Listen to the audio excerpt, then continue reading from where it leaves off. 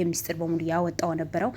እነሱ ግን ከአሸናፊ ጋር ተስማምተው ብር ተቀብለው እህታቸው አደንዝዘው ቤት ውስጥ እንዳስቀመጧት ከዛ በኋላ እሱ ይዘዋት እንደጠፋ ያኔ የነስር አይንን እንደሚያፈላልጋት ቤታቸው ድረስ እንደደረሰበት ሲያጉ ጊዜ አሸናፊ ከቤት አውጥቶ ሌላ ቦታ እንዳስቀመጣት ለዛውም የሆነ አክስቷ ቤት ከአክስቷ ቤት ደግሞ አውጥቶ ሌላ ክፍለ ሀገር አክስቷ ሳትሆን የሆነ የሱ ቅርብ ጓደኛ ሆነች ከሷ ጋር አውጥቶ ደግሞ ሌላ ቤት እንደወሰዳት ተነግሮ ነበር። በጥብቅ ነው የምትፈለገው የነበረው ምክንያቱም የሁለት ሰው ነፍስ ነው ያጠፋችው በመድኃኒት። ይሄ በሙሉ ደግሞ በመስፍን የመጣ ነው። መስፍን ነው እዛ ቤት ተቀጥራ እንድትሰራ ያደረጋት የነበረው። ዛሬ ያቺ ልጅ በስንት መከራና ፍለጋ ተገኝታ በቁጥጥር ስር ውላለች። የነስር አይን ጀግናችን አግኝተዋታል። በጣም ደስ ይላል። ምክንያቱም አንድ ሰው የሰው ህይወት አጥፍቶ ከጠፋ ሁለት ሞት በሉት። ግን ያ ሰው ከተገኘ የእጁ የሚያገኝ ከሆነ ቅጣት የሚቀጣ ከሆነ ቢያንስ ያኔ ሌላ ሰው ባይሆን ማህሌትና ናቲ ልባቸው ያርፋል። ለምን የእናቴና የአባቴ ገዳይ ማናት? ኬት እናግኛት? እንዴት የእጇ ታግኝ ብሎ ሁሌ እንቅልፍ ሊያጡ ይችላሉ። ምን በቃ ሰላም ሊያጡ ይችላሉ። ግን ዛሬ በመገኘቷ እኔ በጣም ደስ ብሎኛል። እንኳን ሁላችሁም ደስ አላችሁ። ሆነም ቀረ በመስፍን ዙሪያ ያሉ ሰዎች በሙሉ ወንጀል ብቻ ነው የሚሰሩት። ሁሉ ነገር ለመሸፈን ነው የሚሞክሩት። ያ ወንጀል መሆኑ አውቀው ይሄ ነገር ወንጀል ነው፣ ይሄ ነገር ለህግ ማመልከት አለብን ብሎ አይወስኑም።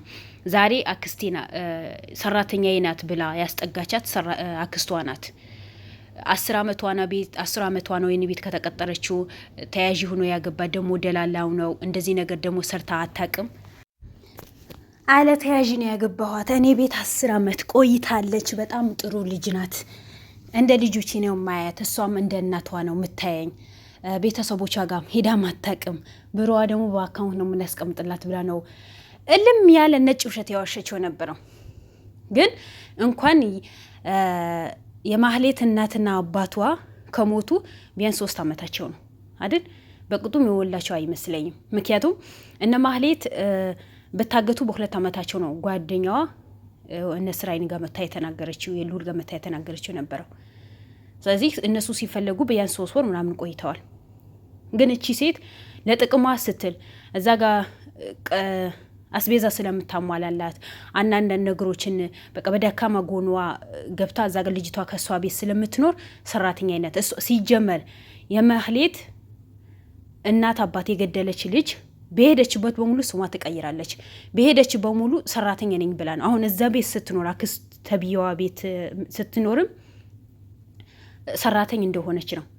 ግን እንደ ሰራተኛ ሳይሆን ዝንጥ ብላ ነው የምትኖረው። ስለዚህ ሰራተኛ ናት ተብሎ እንዲወራ ነው የፈለገችው። የሰፈር ሰው ሰራተኛ ናት፣ ስሟ ደግሞ ማናት ተብላ እንድትጠራ ነው የተደረገው የነበረው። ግን ያ ሁሉ ውሸት።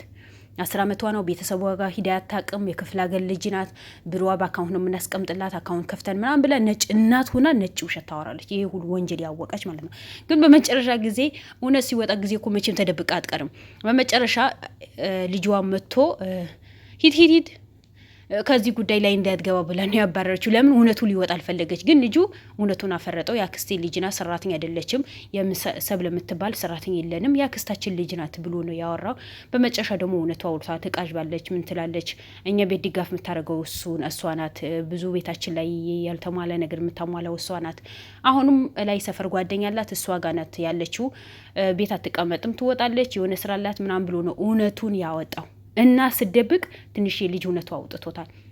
በመጨረሻ ቤት ትፈልጊያለሽ ብሎ ነው ይዘዋት የመጣው የነበረችው መታ። መጀመሪያ ላይ ምንም አውቀው ነገር የለም። መስፍን ማላቅም ምንም ነገር አላቅም። ግን ልዑልን እኮ ታውቀዋለች። ለምን ትከታተላለች? ወንጀል ሰጥታለች አይደል? መስፍንን በራሱ እጅ ራሱ እንዳጠፋ ሰምታለች። ሁሉ ነገር ስለምታውቅ ልትደበቅ ወይ ልትሻሽ ነው የፈለገችው። ግን እሷ እዛ ጋር ህሊናዋን የወቀሳት እስከ መቼ ነው የምትደበቂው? ያኔ ሰው የህሊና እረፍት ካጣ ምን አይነት ኑሮ ነው የሚኖረው? ህሊና እኮ ከባድ ነገር እኮ ነው። ህሊናችን የሚወቅሰን ከሆነ ስንተኛ ማንተኛ ከሆነ ስንበላ ምግብ አይመስል ከሆነ ከሰው ስንኖር ሰው እንደ ሰው ማንኖር ከሆነ ህሊናችን ሁሌ ወቀሳ ውስጥ የሚገባ ከሆነ ለምንድን ነው ያ ከጥፋታችን ርማት ማን ወስተው? ለምን እጅሽን ለፖሊስ አልሰጣሽም? በቃ እንደዚህ ሰው ህይወት አጥፍቻለሁ፣ እንደዚህ ሰው እንደዚህ አድርጊ ብሎኝ ነው፣ በራሴ ፍቃድ አይደለም፣ እንደ ሰራተኛ ተቀጥሬ ገብቼ ነው እኔ ከገባሁኝ በኋላ እንደዛ ነገር አድርጊ ያሳስተውኝ ነው ብለሽ ለምን ለመንግስት እጅ አትሰጥሽም? ለምን ለህግ ሂደሽ ራስሽን እንትን አላልሽም? ይህን ራሴን የጸጸተኝ ነው ከህግ የተደበቅኩት ለመታሰር ስላልፈለግኩኝ ነው እንጂ ህሊናዬ በጣም የወቀሰኝ ነው። ህሊናት የሚወቅስ ከሆነ ለምን ጽደት ብለሽ ትኖሪያለሽ? በእርግጥ የውስጥሽ የሚያውቀው አላህ ሱብሃነሁ ወተዓላ ነው። ግን ከዛ ከጭንቀት ታርፋለሽ። ቢያንስ ታስረሽ እስር ቤት ብትቀመጪ ከህሊና ረፍት ትወጫለሽ። ቅጣት ያግኝቻለሁ ትያለሽ። አንቺ እኮ ለአንድ ሰው ነፍስ አይደለም የሁለት ሰው ነፍስ አጥፍተሻል። በዛ ደግሞ ልጆቹ እንዲጎዱ አድርገሻል። እናት አባታቸው አንቺ በሰጠሻቸው መድኃኒት ባይሞቱ ኖሮ ልጆቻቸው ዛሬ እንደዚህ በሽተኛ አይሆኑም ነበር። ያ ሁሉ ስቃይ ያዩ ነበር። ማህሌትም ደግሞ ከአገር ወታ እንድታከም አይሆንም። ግን ሁሉን አላህ የቀደረው ነው የሚሆነው። ግን ቢሆንም አንቺ ህሊናሽን ሊያርፍ ከፈለግሽ እኮ በስነ ስርዓት እጅሽ ለፖሊስ መስጠት ነው። በየጊዜ በውሃ በምግብ መድኃኒቱ ጠብ አድርጌ ነው የምሰጣቸው የነበረው አለች። እኔ ከዛ ቤት ከወጣሁን በኋላ ካሁን በኋላ ስራሽን ጨርሰሻል፣ ውጪ ከዛ ቤት። አንድ ነገር ብትናገሪ የዌልክ እንደዚህ ነው ማድረግሽ ብሎ የተከታተለኝ ሰው የላከብኝ ነበር። እኔ ከወጣሁኝ በኋላ ነው እነሱም ህይወታቸው ያረፈው ብላ ነው እያንዳንዱ ነገር የተናገረችው። ከዛ ሁሉ እንኳን ብዙ ብር ሊከፍለኝ ተስማምተን ያ ብር ደግሞ አልከፈለኝም። ስራዬ ከሰራሁኝ በኋላ ብሩ ግማሽ ብር እንጂ አልከፈለኝም። ይሄ ሁሉ ጣጣ ውስጥ ያስገባኝ መስፍን ነው። በእርግጣው ፍቅረኛው ነበርኩኝ፣ ግን እኔ የወደው ነበር እንጂ እሱ አይወደኝም ነበር ነው ያለችው።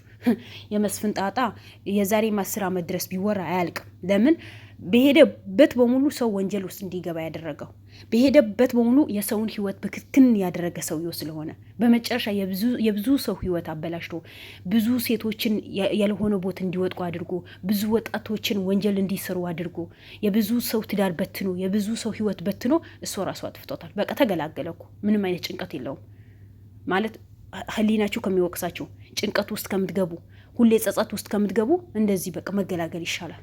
ለምን እሱ ለብዙ ሰው ህይወት ነው ያጠፋው። የብዙ ሰው ህይወት እንዲበላሽ ነው ያደረገው። 1-2 አይደለም። የስንት ሰው ትዳር ነው የተበተነው? ስንት ሴቶች ነው የተበላሹት? ስንት ወጣቶች ከትምህርታቸው ተወግደው እዛ ስራ እንዲሰሩ ነው የተደረገው። ስለዚህ ያ ጸጸት ደግሞ እንደማያስቀምጠው ለህሊና ረፍት እንደማያገኝ ስላወቀ ነው ራሱ ያጠፋው። አንቺ እንኳን ቢያንስ እሱ ራሱ እንዳጠፋ ከሰማሽ በኋላ ይሄ ህሊናሽን ማሳረፍ ነበረብሽ። አለማወቅ ብር እስከ መቼ የሚገዛሽ መስሉሻል? ብር እስከ መቼ የሚያኖርሽ መስሉሻል? ከምንም በላይ ደግሞ ሰው ይሻላል። ያወቅን ሰውን አንጉዳ፣ ያወቅን ሰውን አንበድል። ምክንያቱ ዙሮ ነው የሚከፍለለኛ። አሁን ምን ተጠቀምሽ? የህሊና ጸጸት፣ እድሜ ልክ ጸጸት ውስጥ እንድትገቢ አድርጎሻል እንጂ እነሱ ሞት አንቺ ምን ተጠቀምሽ? ወይ ከብርሽ አልሆንሽ፣ ወይ ከራስሽ አልሆንሽ፣ ወይ ከቤተሰቦችሽ አልሆንሽ፣ ወይ ራስሽ የሆነ ህይወት መስርተሽ አንዶሽ ዝም ብለሽ እንደ ንፋስ በምድርና በሰማይ መሀል ላይ ነው የተንጠለጠልሽው። የሰውን ህይወት እንደ አላግባብ የሚያድር ሰው፣ የሰውን ህይወት ብትትን የሚያደርግ ሰው፣ የሰውን ህይወት አንጠልጥሎ የሚቀር ሰው መጨረሻው እንደዚህ ነው የሚሆነው። ወይ ሰው ሆነሽ ከሰው አትኖሪ፣ ወይ አውሬ ሆነሽ ከአውሬ አትኖሪ፣ ወይ ከሞተ ሰው አልሞች። በቃ በመሀል ዝም ብለሽ ተንጠልጥለሽ ነው የቀረሽው። ከእንዲህ አይነት ህይወት ደግሞ ፈጣሪ ይጠብቃል። ለምን በጣም ያስጠላ ህይወት እኮ ነው። ለምን አንድ ጸጸት አለ። የህሊና ረፍት አናገኝም። ብንበላ አንበላም። ከሰው ጋር መኖር አንችልም። በቃ ሰው ሁሉ እንጠረጥራለን። ለምን ውስጣችን ላይ ደስታ ከሌለን እኮ ሁሉ ሰው ያስጠላናል። ውስጣችን ላይ ደስታ የሚባል ነገር ከሌለ ሁሉ ነገር ያስጠላናል። በመኖርና ላለመኖር መሀል ነው ያለ ነው። እንደዚህ አይነት ጸጸት ውስጥ የሚያስገባን ነገር ከምንሰራ ለእኔ አላቅም ብቻ ለምን ለምኛ አልበላም። በቃ ፈቃደኛ የሆነ ሰው ይሰጠኛል፣ ፈቃደኛ ያልሆነ ሰው አይሰጠኝም። ባለኝን ፈጣሪ በረዘቀኝ እኖራለሁ። የሰውን ህይወት ከምን አጠፋ። በዛ እኔ ደግሞ እኔ ከቤተሰቦች ጋር እንዳኖር የስንት ሰው ህይወት ነው ያበከነችው። ተው እንጂ እኔ ብዙ ሰዎች በተለይ የልዑልና የዘላለም ዩቲዩብ የምትከታተሉ ሰዎች በእነሱ ቪዲዮ ብዙ ነገር እንማራለን የሚል ግምት አለኝ። ትማራላችሁ፣ እንማራለን። ለምን በቃ ወንጀል መስራት፣ ሰውን መዝለፍ፣ የሰውን ህይወት ማበላሸት የሚያክል ዋጋ እንደሚያስከፍል ከእነሱ ብዙ ነገር እንማራለን የሚል ግምት አለኝ። ሰዎች ነን፣ እንሳሳታለን አውቃለሁ። ግን ከዛ ስህተታችን ደግሞ ቶሎ መማር አለብን፣ ቶሎ መመለስ አለብን። ሰው የሚያስከፋ ነገር መስራት የለብንም። ከቻልን ዝም ማለት፣ ካልቻልን ደግሞ ከዛ ነገር መውጣት ነው ያለብን። የቻልነው ማድረግ፣ ያልቻልነው ነገር እኮ ፈጣሪ አያስገድንም። ግን የቻልነው ያክል መስራት ነው ያለብን። በተለይ ሰው የሚያስከፋ ነገር ከሆነ መራቅ አለብን። ለምን ሳንበላ ወር አንቀመጥም? የረዘቀን እንበላን፣ አልሞትም እኮ። ስለዚህ ስለተያዘች ልዑል ጀግናችን ይዛ በእጅህን ስላስገባት በቁጥጥር ስለዋለች በጣም ነው ደስ ያለኝ። ለልዑል ቤተሰቦች እንኳን ደስ አላችሁ፣ ልዑልም እንኳን ደስ አለ። ለሁሉም የምሰራቸው ስራዎች በሙሉ ፍሬ ያፈሩ ስለሆነ በጣም ደስተኛ ነኝ። እስከ መጨረሻ አላህ ያሳምርልን። ለቤት አዲስ ከሆናችሁ ላይክ፣ ሰብስክራይብ አድርጉ። ሰላም አለይኩም ወራህመቱላሂ ወበረካቱ።